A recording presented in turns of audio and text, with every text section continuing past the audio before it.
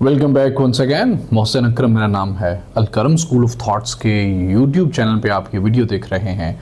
General science को हम cover कर रहे हैं, जो कि जनरल साइंस एंड एबिलिटी का एक फूड साइंस वाला एक पोर्शन होता है, जो कि बहुत अहम होता है। तकरीबन हर एक इम्तिहान के अंदर कुछ सवाल इससे मुतालिक ज़रूर आते हैं, वो FPSC हो, PPSC हो, KPSC हो, BPSC हो, NTS हो, कुछ भी हो। सबसे पहली जो हमारा वन लाइनर है वो ये है, लेट दे फूड बी दे मेडिसिन। उनके फूड को ही उनकी खुराक बनने दो। ये किसका कॉल है? ये हिपोक्रेट्स का कॉल है। ये बहुत अहम है उन लोगों के लिए जो CSS या PMS कर रहे हैं। ये काफी छोटा सा और बहुत कंडेंस है। अगला है जी, एक बैलेंस डाइट किसे कहते हैं? A balanced diet is a diet which includes the right amount of all the nutrients। Balance diet के बारे में बहुत बार पूछा जाता है। तो बैलेंस डाइट वो होती है जिसके अंदर राइट अमाउंट ऑफ न्यूट्रिएंट्स हो, such as proteins, vitamins, minerals, fats, carbs या carbohydrates for proper growth and functionality. I hope इसको एक्सप्लेन करने की जरूरत नहीं होती। अगला हमारा टॉपिक काफी अहम है कि amount of energy required by the people of different age groups. कितनी अमाउंट ऑफ एनर्जी चाहिए होती है बैलेंस डाइट को क्रिएट करने के लिए? काफी अहम है ये। प्लीज इसको ना सिर्फ प्रैक्टिकल यूजेज के लिए बल्कि एकेडमिक यूजेज के लिए इसको सुन लीजिए, समझ लीजिए और नोट कर लीजिए। 1 से 3 साल के बच्चे को 1200 कैलोरीज चाहिए होती है। 4 से 6 साल के बच्चे को 1600 कैलोरीज दिन के अंदर चाहिए होती हैं। 7 से 9 साल के बच्चे को 2000 कैलोरीज चाहिए होती हैं। 10 से 12 साल के बच्चे को 2500 कैलोरीज पर डे चाहिए होती हैं। एक ऐसी खवातीन जो काम नहीं करती और खातून है, बालिग है, उसको 2090 कैलोरीज चाहिए होती हैं एक दिन के अंदर। ऐसी खातून जो कि हार्ड वर्क करती हैं, कुछ भी जॉब करती हैं, डोमेस्टिक लेबर करती हैं, कुछ भी, उनको 3000 के करीब कैलोरीज चाहिए होती हैं फॉर ईच डे। ऐसे मर्द जो बालिग हैं और जवान हैं, मैच्योर हैं, उनको 3400 कैलोरीज चाहिए होती हैं हर दिन। और ऐसे मर्द जो कि हार्ड वर्क करते हैं फॉर एनी लेबर, जैसा कि कोई खेती बाड़ी या कोई भी जो हार्ड वर्क होती है, उनको 4500 कैलोरीज फॉर ईच डे चाहिए होती है। हम फूड साइंस को देख रहे हैं। अभी हम देख लेते हैं कंपोनेंट्स एंड देयर फंक्शंस के फूड के अंदर कौन कौन से कंपोनेंट्स होते हैं और उनकी फंक्शनैलिटीज क्या क्या होती हैं। दोस्तों, ये जो कार्बोहाइड्रेट्स होते हैं ना, ये मेन सोर्स ऑफ एनर्जी होते हैं हमारी बॉडी के लिए। प्रोटीन्स का फंक्शन हमारी बॉडी में ये होता है कि these are essential to growth. ये हमारी ग्रोथ के लिए बहुत जरूरी होते हैं। जब बच्चे बहुत छोटे छोटे होते हैं ना, तो पेरेंट्स, अक्सर डॉक्टर्स कहते हैं इनको प्रोटीन्स की जरूरत है। जब बॉडी बिल्डर जिम में जाता है तो फिर उसको जिम वाला कहता है भाई तुम्हें प्रोटीन लेने की जरूरत है, क्योंकि एसेंशियल टू ये ग्रोथ के लिए बेहतरीन होते हैं। एंड रिपेयर ऑफ मसल्स के रिपेयर होने के लिए, एंड अदर बॉडी टिश्यूज और दूसरे बॉडी टिश्यूज की ग्रोथ और रिपेयर के लिए प्रोटीन्स की जरूरत होती है। जो फैट्स होते हैं ना, these are the source of energy and important in relation to the fat soluble vitamins. ये फैट्स एक तो एनर्जी के लिए इंपॉर्टेंट होते हैं और दूसरा वाटर सॉल्युबल जो विटामिन्स होते हैं ना, उन फैट सॉल्युबल जो होते हैं विटामिन्स, उनके लिए ये अहम होते हैं। जो विटामिन्स होते हैं ना दोस्तों, ये वाटर एंड फैट सॉल्युबल जो विटामिन्स प्ले इंपॉर्टेंट रोल। जो water and fat soluble vitamins होते हैं ना, वो इंपॉर्टेंट रोल प्ले करते हैं किस चीज में? In many chemical processes in body. जो हमारी बॉडी के अंदर बहुत ज्यादा केमिकल प्रोसेसेस हो रहे होते हैं ना, उनकी प्रॉपर फंक्शनैलिटी के लिए विटामिन्स अहम होते हैं। अब मिनरल्स का क्या फंक्शन होता है ये देख लेते हैं। ये inorganic elements occurring in body, ये इनऑर्गेनिक एलिमेंट्स होते हैं जो कि बॉडी में हो रहे होते हैं। ये क्रिटिकल होते हैं two bodies in normal functionality. जो आम नॉर्मल फंक्शनैलिटी बॉडी हो रही होती है ना, उसके लिए मिनरल्स बहुत ज़्यादा ज़रूरी होते हैं। मतलब देखिए आप, इन तमाम चीज़ों की अलग अलग फंक्शंस हैं। अब पानी क्यों अहम होता है? ये essential to the normal body functioning. Normal body के फंक्शनिंग के लिए बहुत ज़रूरी होता है और ये काम करता है as a vehicle for the carrying other nutrients. जब तक पानी नहीं होगा तब तक दूसरे न्यूट्रिएंट्स प्रॉपरली कैरी नहीं हो पाएंगे, क्योंकि ये एज अ कैरियर काम करता है। जो भी न्यूट्रिएंट्स होते हैं उनको कैरी करता है from one place to another place, because it's become the reason and because of 65% to 75% of body is water. इंसान की बॉडी का 65 से लेके 75% पानी होता है। सो पानी क्या करता है कि ट्रांसमिशन कैरिज के लिए अहम रोल प्ले करता है, जो भी हम विटामिन्स और फैट्स और प्रोटीन्स और कार्ब्स खाते हैं। अगला जी, डाइटरी फाइबर की फंक्शन देख लेते हैं। The fibrous indigestible portion of our diet, ये फाइबर से मुताल्लिक हमारी बॉडी, हमारी डाइट का वो ना डाइजेस्ट होने वाला पोर्शन होता है, essential to for health and digestive system, जो कि हमारी डाइजेस्टिव सिस्टम और हेल्थ के लिए एसेंशियल होता है डाइटरी फाइबर। अभी हम देख लेते हैं दोस्तों बायोमॉलिक्यूल्स। अच्छा दोस्तों, मैं आपको ये बताऊं कि ये मैं सिर्फ एक एमसीक्यूज करा के जान छुड़ा सकता था, लेकिन जब आप ये वीडियो देख लेंगे और समझ लेंगे उसके बाद आपको, क्योंकि कोई भी चीज़ रटने से याद नहीं रहती। आप एक बार चीज़ पढ़ लेते हो, महीना हफ्ते बाद वो भूल जाती है, लेकिन जो चीज़ आपके कॉन्सेप्ट क्लियर हो जाते हैं ना, वो आपकी परमानेंट पर्सनालिटी और मेमोरी का हिस्सा बन जाती है। सो मैं थोड़ा अपने आप को बोधर कर रहा हूँ ताकि आप लोगों का कुछ समझदारी में, अंडरस्टैंडिंग में कुछ बेहतरी हो जाए। फूड साइंस को हम पढ़ रहे हैं, जो कि इंपॉर्टेंट पोर्शन है जीके के तकरीबन हर एक पेपर का, और सीएसएस और पीएमएस के इंपॉर्टेंट पोर्शन है। सीएसएस का तो बाकायदा एक सब्जेक्ट है ये। बायोमॉलिक्यूल्स हम पढ़ने लगे हैं। Biomolecules that occur naturally in the living organisms, ये molecules that occur naturally in the living organisms, जो भी living organisms होते हैं इनके अंदर naturally ये occur होते हैं। They includes macromolecules, जिनके अंदर proteins, carbohydrates, lipids and nucleic acids होते हैं मैक्रो के अंदर, ठीक है। It also includes small molecules या micro molecules like primary and secondary metabolites and natural products. ये जो बायोमॉलिक्यूल्स होते हैं ना, ये कंसिस्ट करते हैं मेनली कार्बन और हाइड्रोजन से, मतलब ये हाइड्रोजन और कार्बन से ही कंसिस्ट करते हैं, और प्लस इनके साथ होता है nitrogen, oxygen, sulphur and phosphorus वगैरह। अब बात कर लेते हैं कार्बोहाइड्रेट्स की। कार्बोहाइड्रेट्स जो होते हैं ना, वो की सोर्स ऑफ एनर्जी होते हैं for the functioning of human.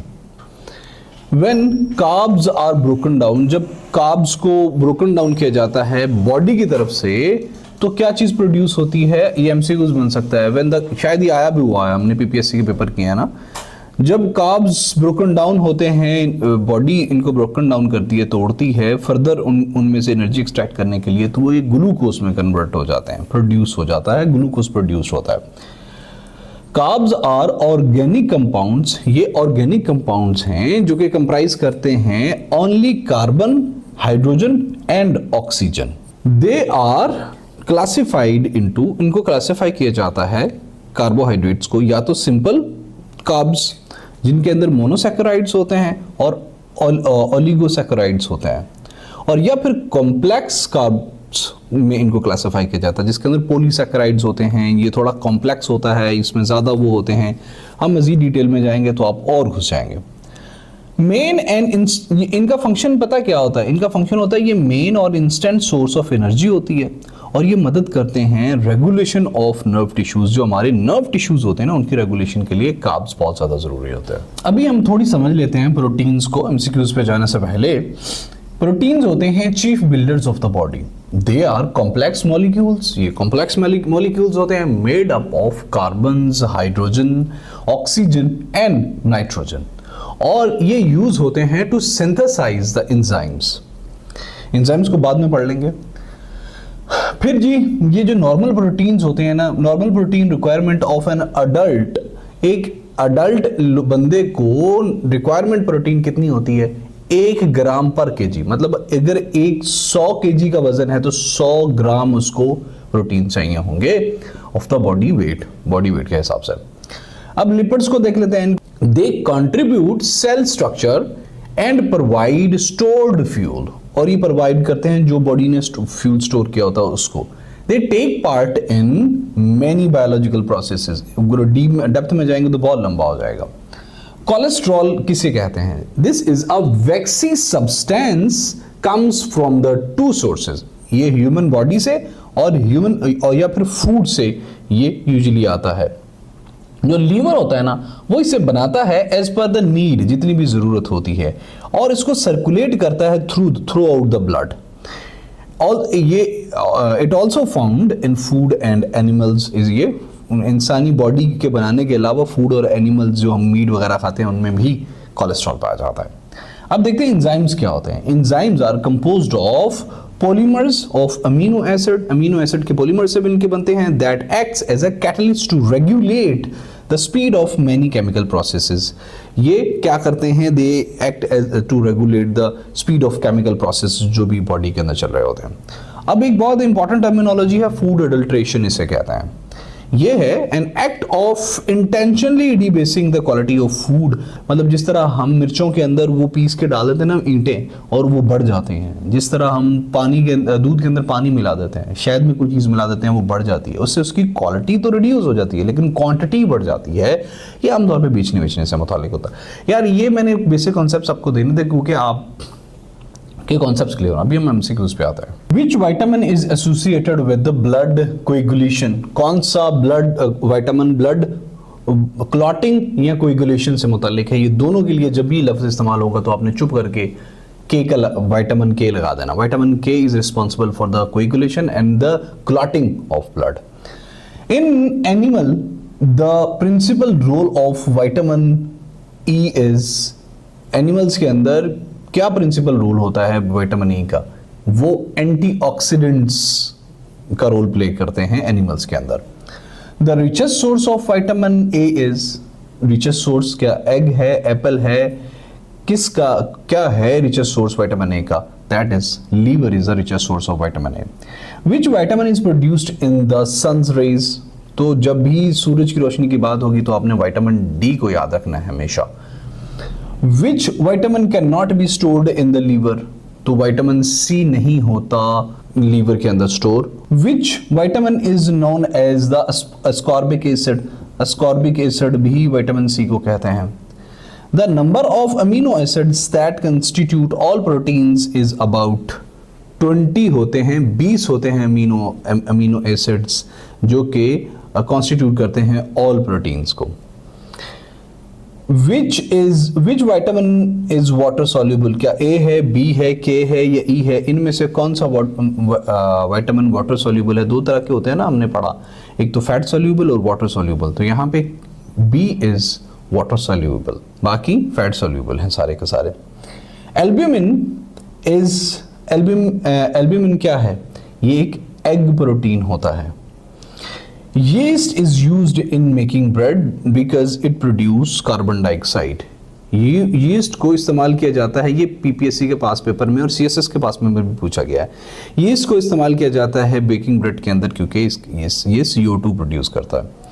Enzymes are formed of, enzymes कैसे बनते हैं, enzymes are formed of proteins. Man can not survive without taking minimum amount of, मर्द या इंसान सरवाइव नहीं कर सकता कम से कम अमाउंट के बगैर, किस चीज की, कार्बोहाइड्रेट्स की कम से कम अमाउंट के बगैर इंसान सरवाइव ही नहीं कर सकता। So these are that much important. Pasteurised milk जो होता है ना, वो स्पेशली ट्रीटेड मिल्क होता है in order to kill bacteria, जिसके अंदर बैक्टीरिया को मार दिया गया होता है, किल कर दिया गया होता है। Deficiency of vitamin C causes scurvy, ये काफी अहम है, काफी बार पीपीएससी और एफपीएससी ने, एनटीएस ने भी पूछा हुआ है। Each gram of fat metabolised by the body release about 9 calories, हर ग्राम फैट का metabolised in the body by the body कितने, 9 कैलोरीज को रिलीज करता है।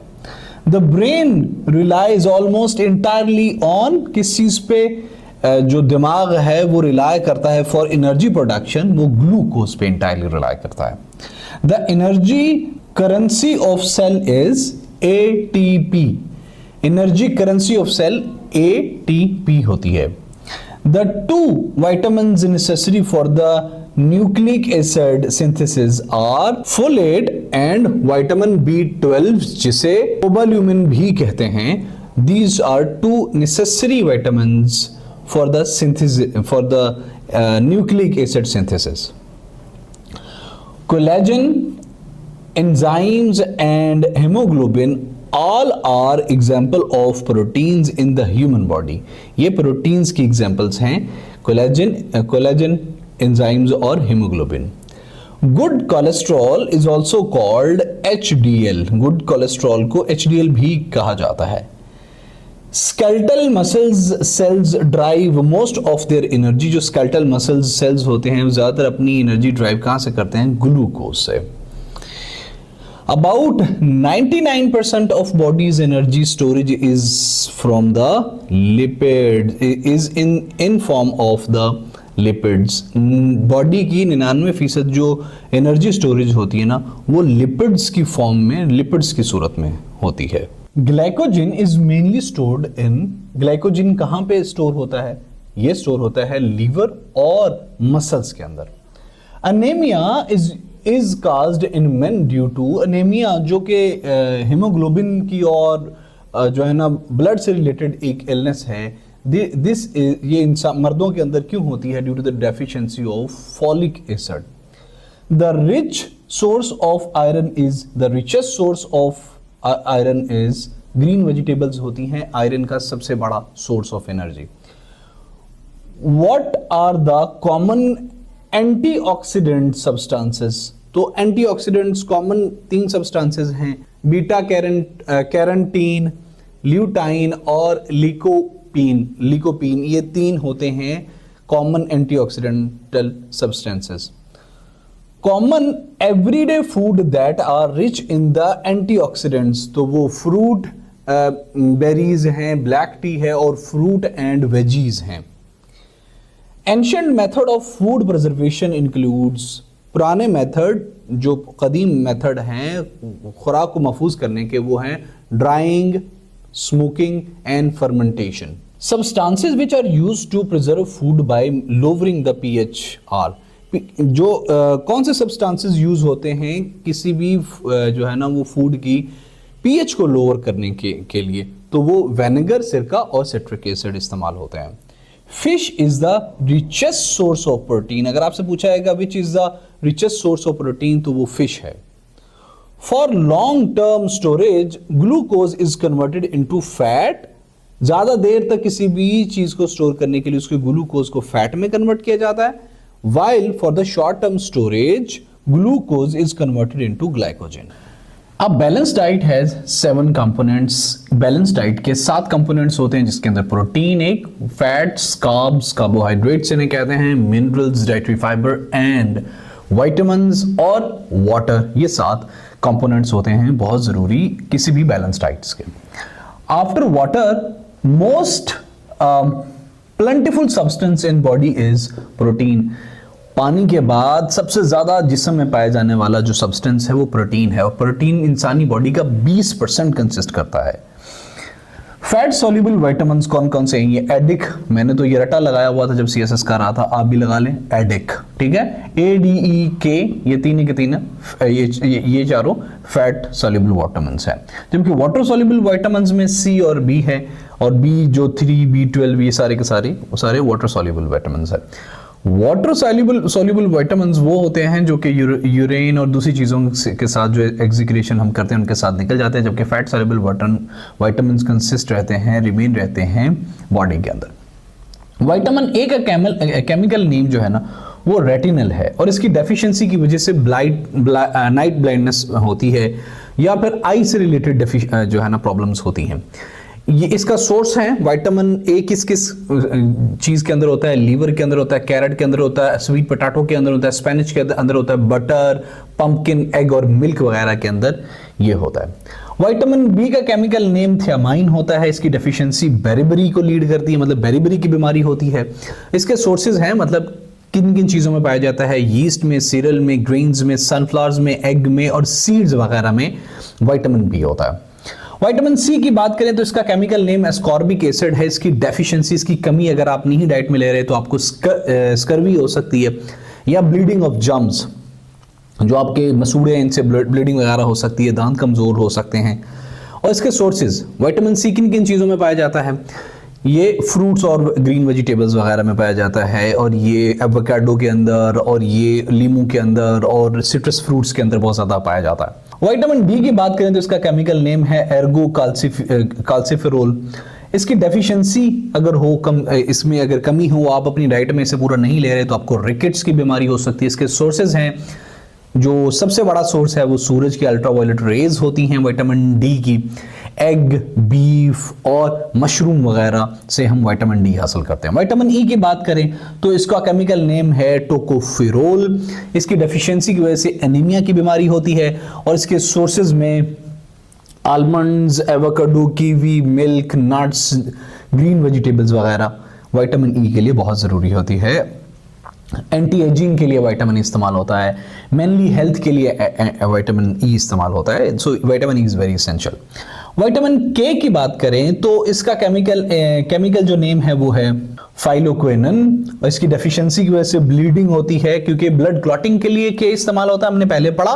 तो इसके सोर्सेज हैं लीफी ग्रीन वेजिटेबल्स, एवोकाडो और कीवी वगैरह।